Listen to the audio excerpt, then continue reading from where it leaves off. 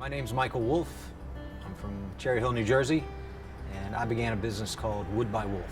Business Wood by Wolf was created in Cherry Hill, New Jersey, and it was really created over the last, I would say, 15 years. My craft was very, very raw. I'm not a craftsman by nature.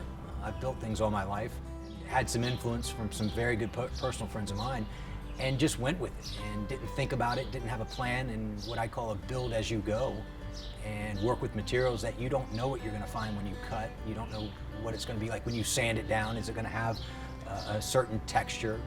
It was something that was, for me, easy to work with. I looked at something that may have been used for a shipping container or used for an old building.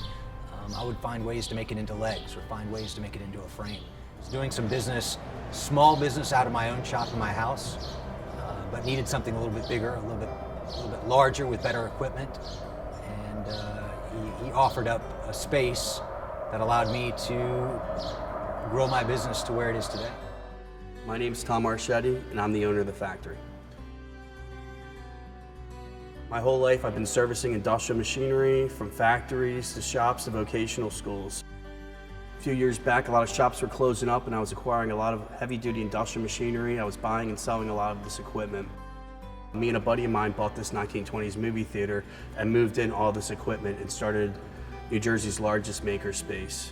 Currently, this is a 16,000 square foot building that we outfitted electrically, mechanically.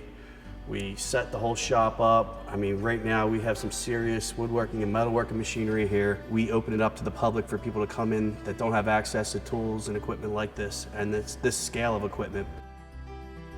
It's pretty much, the possibilities are endless here, and it makes it exciting and it makes it an enjoyable atmosphere for people to work at. We're not pushing print here. We're carving, we're shaping, we're cutting, we're welding. We're creating something for these people that hopefully they love, because I don't know if I want to let it go. I love it so much. Some of the people that I have met, we've partnered up and collaborated on some of these projects. Currently, we're collaborating right now on a project for Whole Foods. Mike Wolf is a member here at the factory. He started about 2 years ago.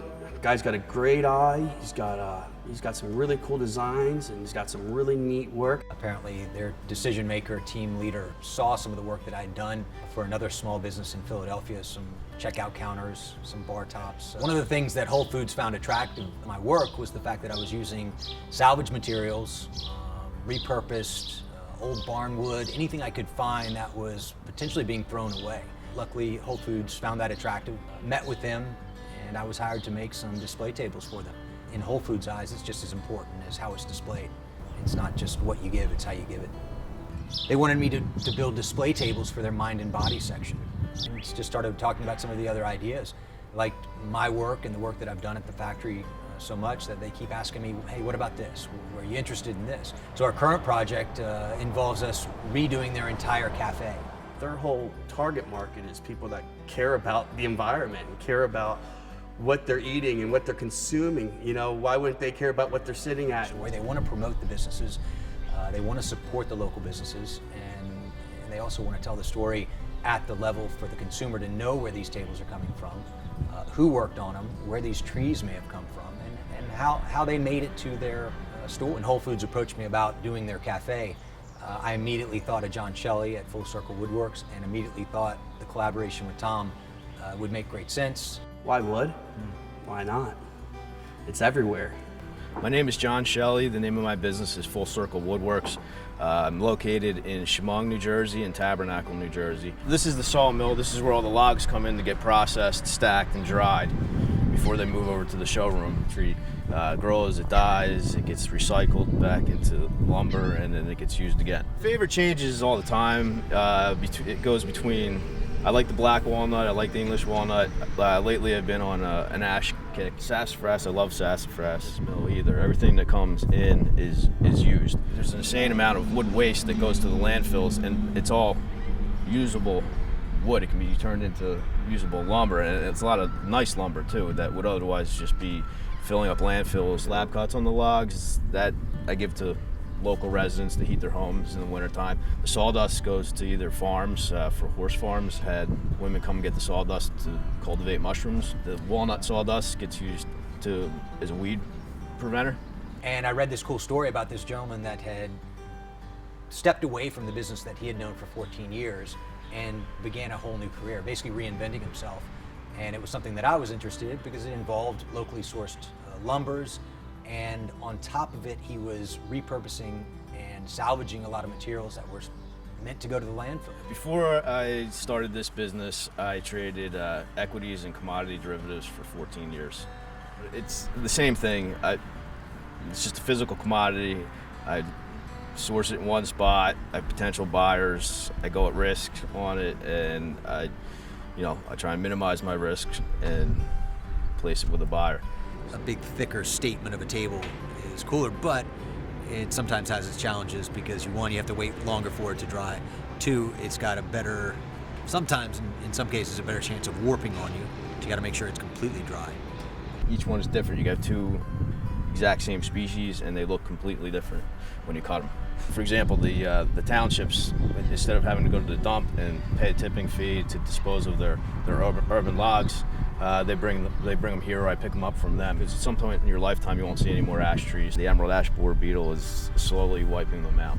They're preemptively taking down trees due to the emerald ash borer infestation. Oh, yeah, right. So they have a wood utilization program that I work with. Myself included, the mass production of just items over and over and over from these big factories, it's still going to be a piece of the world. It always will be. But it's nice to see, whether they be larger clients or small local businesses that we've dealt with in New Jersey and Philadelphia, that want to support small local businesses and like the work that they're doing. And then they like the story of where the wood comes from, where the sources come from, and the materials and the labor. You can see the knots, and you can see like how the shape of the wood and how it grew, and it kind of tells a story in a sense of when you cut that live edge off, now you just have a square table. Every piece that gets built creates bigger demand with the end user and the other small businesses who want to incorporate something local into their shop also. It's been exciting coming out here and picking out different types of woods that we need for this project, and we coming back, and our minds start working together to actually develop something and create something, and when it leaves, it looks pretty damn awesome.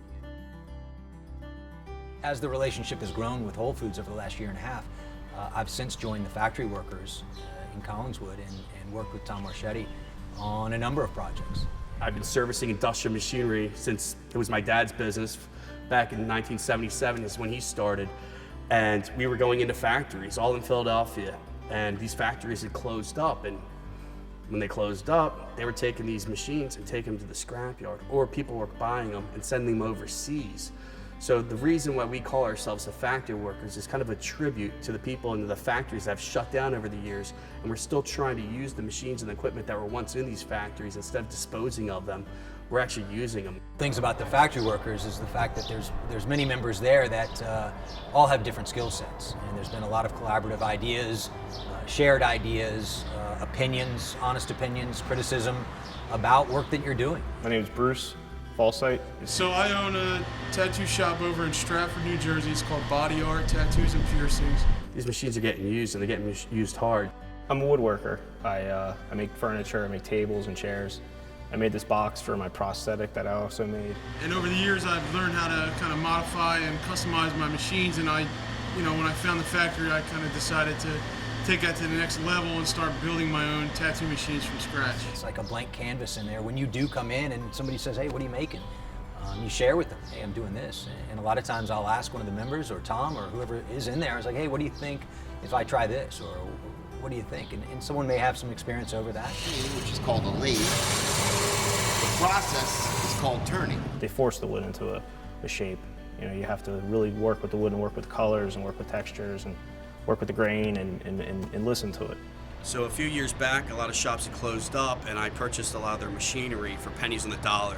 So I decided to make this project, and the way I designed it, I can put different attachments on it at ease, and it's limitless in its possibilities.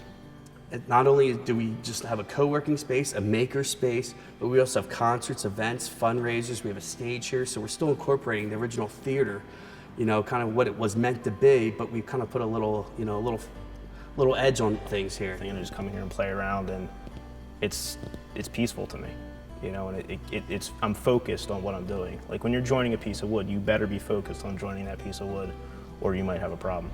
It's a learning experience, it's an education, rarely boring, let's put it that way. We're keeping it going. Everything here, it's got a lot of soul, it's got a lot of character, and everything, a lot of heavy metal. It's putting your style on something that nature already kind of put the beauty in. The Factory Workers itself allows me to do a lot of the work that I wouldn't be able to do. I'm meeting a lot of interesting people that are just all motivated. You know, everybody's hungry and everybody's trying to make something out of nothing. You know, I don't ever leave the shop and didn't learn something in a day, and I think it's probably one of the coolest feelings. We pride ourselves on American made. I mean, everything I look and try to buy, I mean, I always look at the label first, you know? I think it's really important that we do buy American made goods. It's really, really hard to find American made things anymore, and it's only gonna get worse and worse unless we start actually paying attention to what we purchase. Has attracted me to woodworking is the fact that we live now in what a lot of us call a disposable environment, where we buy things for, you know, a year from some local big box store, and you know, we'll get another one, we'll buy another one. Some people just look for the bottom dollar. I look for quality. But I think we have the potential to do some big business at a local level, though. Concentrating on local business, on local resources, and collaborating with local small businesses. So it's been really cool. I was like, all right, what's next? You know, and we start a new project.